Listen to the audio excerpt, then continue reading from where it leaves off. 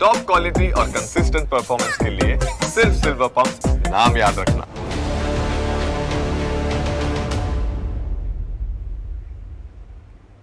નમસ્કાર, સ્વાગત છે આપનું ન્યૂઝ કેપિટલમાં. આપની સાથે હું છું જુહી ગાંધી. પહલગામ હુમલા પછી પ્રધાનમંત્રી નરેન્દ્ર મોદી સતત એક્શનમાં છે. 22મી તારીખે હુમલા બાદ નિર્ણાયક પગલા માટે સતત બેઠકોનો દોર.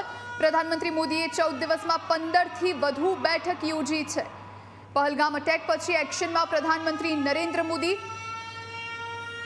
સૌથી વધુ બેઠકોનો દોર અત્યારે દિલ્હીમાં ચાલી રહ્યો છે. 22 તારીખે હુમલો થયો અને ત્યારબાદ નિર્ણયને લઈ અને સતત બેઠકો થઈ રહી છે. સતત એક્શનમાં પ્રધાનમંત્રી છે. 22મી તારીખે હુમલા બાદ નિર્ણાયક પગલા માટે સતત બેઠકોનો દોર. પ્રધાનમંત્રીએ 14 દિવસમાં 15થી વધુ બેઠક કરી છે.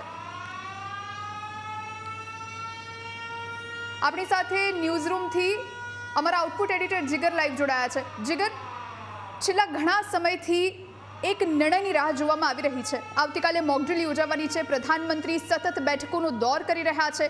શું જાણકારી? બિલકુલ, જ્યારથી અટેક થયો જુહી પહલગામમાં આતંકવાદી, આ સૌથી મોટો એક હુમલો હતો ને એ હુમલા બાદ જે રીતે પ્રધાનમંત્રી નરેન્દ્ર મોદી તાબડતોબ સાઉદી અરબનો પોતાનો પ્રવાસ રદ કરીને જ્યારે ભારતની ધરતી પર ઉતરે છે અને બીજા દિવસથી સતત બેઠકોનો દોર શરૂ થાય છે અને આ બેઠકોની અંદર એ અહીં સમજવા જેવું કે શા માટે આટલી બધી બેઠકો કરવાની જરૂર પડી અને એક બેઠકની અંદર જે અધિકારીઓ સાથે તેમણે બેઠક કરી છે એ બેઠક ખૂબ મહત્વપૂર્ણ છે. 22મી તારીખે પહલગામમાં આતંકવાદી હુમલો થાય છે. 27 લોકોના મોત થાય છે અને 23મી તારીખે સૌથી પહેલી બેઠક પ્રધાનમંત્રી નરેન્દ્ર મોદી બોલાવે છે અને આ બેઠકની અંદર NSA હાજર રહે છે, વિદેશ મંત્રી હાજર રહે છે અને વિદેશ સચિવ સાથે એક તાબડતોબ બેઠક કરવામાં આવી છે અને આ બેઠક 23મી તારીખની ખૂબ મહત્વપૂર્ણ. જ્યારે અટેક થયો એ પછીની આ સૌથી પહેલી બેઠક 23મી તારીખની હતી. ત્યારબાદ એ જ તારીખની દરમિયાન એટલે કે 23થી 30 એપ્રિલ સુધીની બેઠકો કયા પ્રકારની રહી તો એ બેઠકોની અંદર CCSની 2 વખત બેઠક મળી અને એક બેઠકની અંદર જ્યારે 5 નિર્ણય પાકિસ્તાન સામે લેવામાં આવ્યા એ પહેલી બેઠક હતી કે જેની અંદર પાકિસ્તાન સામે 5 ખૂબ મહત્વપૂર્ણ નિર્ણય લેવામાં આવ્યા અને 23 તારીખથી લઈને 30 એપ્રિલ સુધીની આ જે સમયગાળો હતો એની અંદર સતત બેઠકોનો એક દોર રહ્યો અને એની અંદર CCSની 2 વખત બેઠક યોજાઈ. ત્યારબાદ જુઓ, હવે એ 28મી એપ્રિલની વાત કરીએ. રક્ષામંત્રી રાજનાથ સિંહ સાથે એક મુલાકાત થાય છે. બંને તેમના નિવાસસ્થાને એક બેઠક મળે છે અને આ બેઠકની અંદર રાજનાથસિંહ પ્રધાનમંત્રી એક ટેબલ પર બેસીને આ વિશે ચર્ચા કરે છે અને એ સંકેત આપવામાં આવે છે કે દેશ સજ્જ છે, દેશ તૈયાર છે અને દેશ કોઈ પણ સ્થિતિમાં આ આતંકવાદી હુમલાનો જડબાતોડ જવાબ આપવા માટે તૈયાર છે. રક્ષામંત્રી સાથેની પ્રધાનમંત્રી નરેન્દ્ર મોદીની આ બેઠક ખૂબ મહત્વપૂર્ણ રહી. 28મી તારીખ હતી. 28 તારીખ પછી જે ઇનપુટ આવ્યું તેની અંદર પણ ઘણા બધા પાસાઓ આપણને જોવા મળ્યા અને એ શબ્દોમાં પણ કેવી રીતે જોવા મળ્યું એ પણ થોડી વાર બતાવીશું. પણ ત્યારબાદ તમે જુઓ કે આખા 29મી તારીખે રક્ષામંત્રી, NSA, CDS અને ત્રણેય સેનાના પ્રમુખો સાથે ખૂબ મહત્વપૂર્ણ બેઠક થાય છે. આ બેઠકની અંદર NSA હાજર હતા, આ બેઠકની અંદર CDS હાજર હતા, રક્ષામંત્રી ખુદ હાજર હતા અને સાથે ત્રણેય સેનાના પ્રમુખ. અને એ દિવસે પ્રધાનમંત્રી નરેન્દ્ર મોદીનું એક સ્ટેટમેન્ટ આવે છે કે દેશ સજ્જ છે, સેના સમય અને સ્થળ બધું જ સેના નક્કી કરશે કારણ કે સેનાને આ ખુલ્લી છૂટ આપવામાં આવી છે. 29મી તારીખનું પ્રધાનમંત્રી નરેન્દ્ર મોદીનું આ સ્ટેટમેન્ટ ઘણું બધું કહી જાય છે કારણ કે જે બેઠકોનો સિલસિલો શરૂ થયો હતો એ બેઠકો તબક્કાવાર એક બાદ એક થતી ગઈ અને એની અંદર રણનીતિ બનાવવામાં આવી, એની અંદર પ્લાન બનાવવામાં આવ્યો અને એની અંદર એ એક્ઝિક્યુટ કરવાનો પ્રયત્ન કરવામાં આવ્યો કે સજ્જ છે સેના અને દેશ પણ તૈયાર છે અને ત્રણેય સેનાઓને ખુલ્લી છૂટ આપવામાં આવી છે. ખુલ્લી છૂટનો મતલબ એ કે ત્રણેય સેનાઓ બધી રીતે પોતાની રીતે સજ્જ છે, તેમને ડિસિઝન લઈને પરિણામ સુધી પહોંચવાનું છે. આ 29મી તારીખની વાત હતી. ત્યારબાદ તમે જુઓ કે 30મી એપ્રિલે આર્મી ચીફ ઉપેન્દ્ર ત્રિવેદી સાથે એક ખાસ મુલાકાત થાય છે. ઉપેન્દ્ર ત્રિવેદી સાથેની આ મુલાકાત પણ ખૂબ મહત્વપૂર્ણ હતી કારણ કે બંને વચ્ચે લગભગ 1 થી 1.5 કલાક દરમિયાન આ બેઠક ચાલુ રહી. એ બેઠકની અંદર તેમની સાથે રક્ષા સંબંધી કેટલાક મહત્વપૂર્ણ પોઈન્ટ અને આર્મી ચીફ એટલે કે આર્મી કેવી રીતે સજ્જ છે, કેવી રીતે સ્ટેન્ડ બાય છે, કેવી રીતે સેનાની આખી તૈયારી છે એની સાથે પ્રધાનમંત્રી નરેન્દ્ર મોદીએ લગભગ 1 થી 1.5 કલાક સુધી આ બેઠક કરી અને એ બેઠક પછી પણ ઘણું બધું ઇનપુટ બતાવ્યું। ત્યારબાદ તારીખ આવે છે 3 મે। 3 મેના દિવસે નેવી પ્રમુખ દિનેશ ત્રિપાઠી સાથે બેઠક થાય છે। નેવી અને પહેલા આર્મી ચીફ સાથે મુલાકાત કરી, ત્યારબાદ નેવી સાથે અને તેમના પ્રમુખ સાથે મુલાકાત કરી કે નેવી કેવી રીતે સજ્જ છે આ સિચ્યુએશનમાં, કારણ કે નેવીનું પણ ખૂબ મહત્વપૂર્ણ રોલ છે અને ભારતે જે પ્રકારે ડિસિઝન લીધા એ સંદર્ભમાં આ એક બેઠક ખૂબ મહત્વપૂર્ણ હતી અને નેવી પ્રમુખ સાથેની આ બેઠક બાદ પણ એ સ્ટેટમેન્ટ આવ્યું કે દેશ અને સેના સજ્જ છે। ત્યારબાદ બીજી એક બેઠક મળે છે 4 મેના રોજ અને એમાં વાયુસેનાના ચીફ એપી સિંહ સાથે એક ખાસ મુલાકાત થાય છે પ્રધાનમંત્રી નરેન્દ્ર મોદીની। કારણ કે અહીં એ સમજવા જેવું છે કે જે જગ્યાએ આપણે ટાર્ગેટ કરી રહ્યા છે, જે પીઓકેની આપણે વાત કરી રહ્યા છે અથવા તો આતંકી ઠેકાણાઓને ધ્વસ્ત કરવાની આપણે જ્યારે વાત કરતા હોય ત્યારે એરફોર્સની ભૂમિકા ખૂબ મહત્વપૂર્ણ બની રહે અને એ સંદર્ભમાં જે ચીફ છે એરફોર્સના ચીફ, વાયુસેનાના ચીફ એપી સિંહ સાથે પ્રધાનમંત્રી નરેન્દ્ર મોદીની 4 મેના રોજ એક બેઠક થાય છે। અહીં સમજવા જેવું એ પણ છે જોઈ કે જેટલા પણ ઘટનાક્રમ અત્યાર સુધીમાં સર્જાયા એની અંદર આ સમયગાળા દરમિયાન પ્રધાનમંત્રી નરેન્દ્ર મોદી બિહાર પણ ગયા, પ્રધાનમંત્રી નરેન્દ્ર મોદી બીજા સ્ટેટની અંદર તેમનો જે કાર્યક્રમ હતો ત્યાં પણ ગયા અને ત્યાં પણ તેમણે પોતાના સ્ટેટમેન્ટ આપ્યા છે। કયા પ્રકારના સ્ટેટમેન્ટ આપ્યા છે એ પણ થોડી વારમાં સંભળાવીશું। પણ ત્યારબાદ 5મી મેના રોજ શું થયું તો 5મી મેના રોજ સંરક્ષણ સચિવ રાજેશ કુમાર સાથે પ્રધાનમંત્રી નરેન્દ્ર મોદીની એક ખૂબ મહત્વપૂર્ણ બેઠક મળે છે અને ત્યારબાદ એ નક્કી કરવામાં આવે છે। અને ગઈકાલે જ્યારે આ બેઠક મળી હતી અને ગઈકાલે જ્યારે આ એક હાઈ લેવલ મિટિંગ પૂર્ણ થઈ અને એક ડિસિઝન પર આવ્યા કે આખા દેશમાં એક મોક ડ્રીલ કરાવવાની જરૂર છે। 259 જેટલા સ્થળ પસંદ કરવામાં આવ્યા અને એની અંદર ગુજરાતની 15 એવા જિલ્લાઓ છે કે જ્યાં આ મોક ડ્રીલ થવાની છે।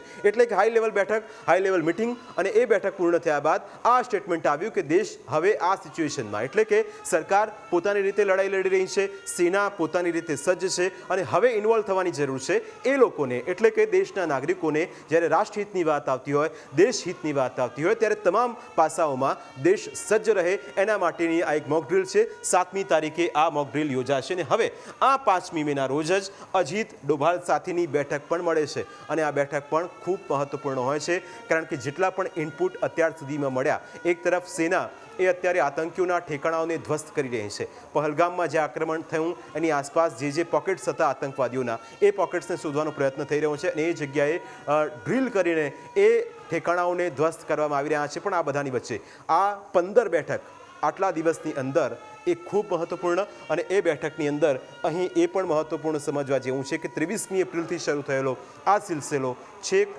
આજે 6 તારીખ સુધી આવી ગયો છે। આવતીકાલે પણ બેઠકોનો દોર આ જ રીતે યથાવત રહેવાનો છે અને એની અંદર ઘણું બધું ઇનપુટ મળશે।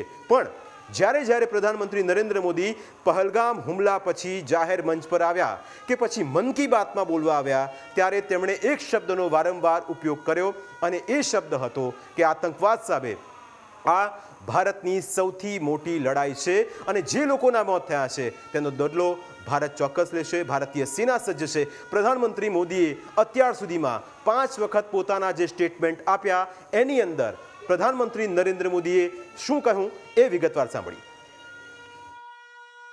ये हमला सिर्फ निहत थे पर्यटकों पर नहीं हुआ है, देश के दुश्मनों ने भारत की आत्मा पर हमला करने का दुस्साहस किया है। मैं बहुत स्पष्ट शब्दों में कहना चाहता हूं, जिन्होंने ये हमला किया है उन आतंकियों को और इस हमले की साजिश रचने वालों को उनकी कल्पना से भी बड़ी सजा मिलेगी, सजा मिलकर के रहेगी।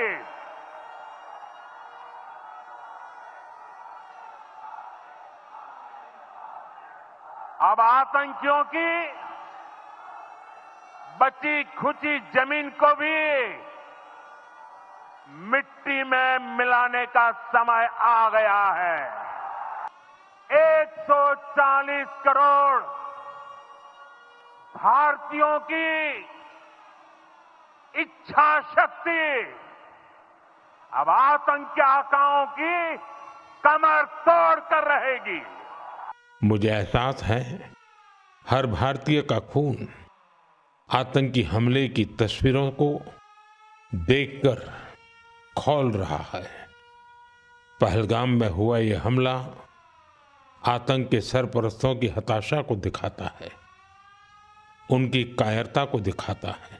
आतंकी और आतंक के आका चाहते हैं कश्मीर फिर से तबाह हो जाए और इसलिए इतनी बड़ी साजिश को अंजाम दिया। आतंकवाद के खिलाफ इस युद्ध में देश की एकता, 140 करोड़ भारतीयों की एकजुटता हमारी सबसे बड़ी ताकत है। भारत के हम लोगों में जो आक्रोश है वो आक्रोश पूरी दुनिया में है। इस आतंकी हमले के बाद लगातार दुनिया भर से संवेदनाएं आ रही हैं। पूरा विश्व आतंकवाद के खिलाफ हमारी लड़ाई में 140 करोड़ भारतीयों के साथ खड़ा है। मैं पीड़ित परिवारों को फिर भरोसा देता हूं, उन्हें न्याय मिलेगा, न्याय मिलकर रहेगा। इस हमले के दोषियों और साजिश रचने वालों को कठोरतम जवाब दिया जाएगा। फ्रेंड्स, हम एक मत है कि आतंकवाद मानवता के लिए सबसे बड़ा खतरा है। पहलगाम में हुए आतंकी हमले में मारे गए लोगों के प्रति राष्ट्रपति लॉरेंसो और अंगोला की संवेदनाओं के लिए मैं उनका आभार व्यक्त किया। We are committed to take firm and decisive action against terrorists and those who support them. We thank Angola for their support in our fight against cross-border terrorism. અહીં ક્રોસ બોર્ડર ટેરરિઝમની પ્રધાનમંત્રી નરેન્દ્ર મોદી વાત કરતા હતા અને સાથે સાથે તેમના તમામ ભાષણોની અંદર એક મેસેજ કન્વે થતો હતો કે આતંકનો સફાયો કરવાનો છે અને એટલા જ માટે દેશના પ્રધાનમંત્રી જ્યારે આટલી મોટી વાત કરતા હોય તો ગૃહમંત્રી પણ એ જ અંદાજ સાથે આવ્યા અને અમિત શાહે શું કહ્યું એ પણ સાંભળી। हमला कर कर ये समझता है कि हमारी बड़ी जीत है, तो एक बात मन से समझ लीजिए, ये नरेंद्र मोदी सरकार है, किसी को बख्शा नहीं जाएगा, किसी को बख्शा नहीं जाएगा। इस देश की इंच इंच भूमि पर से आतंकवाद को मूल समेत उखाड़ने का हमारा संकल्प है और वो सिद्ध होकर रहेगा। और इस लड़ाई में न केवल 140 करोड़ भारतीय, पूरी दुनिया भारत के साथ खड़ी है। लामबंद होकर सभी दुनिया के देश एक मुश्त होकर आतंकवाद के खिलाफ ये लड़ाई में भारत की जनता के साथ खड़े हैं।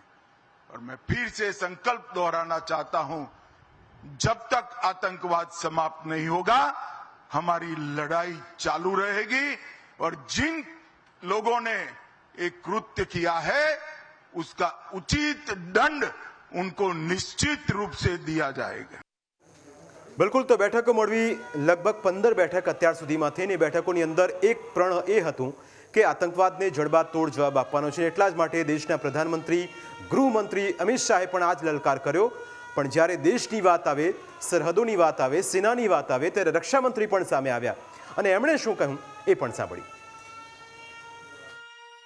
एक रक्षा मंत्री के रूप में मेरा दायित्व है कि मैं अपने सैनिकों के साथ मिलकर देश की सीमाओं की सुरक्षा सुनिश्चित करूं और मेरा यह दायित्व है कि अपनी सेना के साथ मिलकर देश के ऊपर आंख उठाने वालों को मुंहतोड़ जवाब दूं। और आप सभी हमारे प्रधानमंत्री श्री नरेंद्र मोदी जी को अच्छी तरह जानते हैं।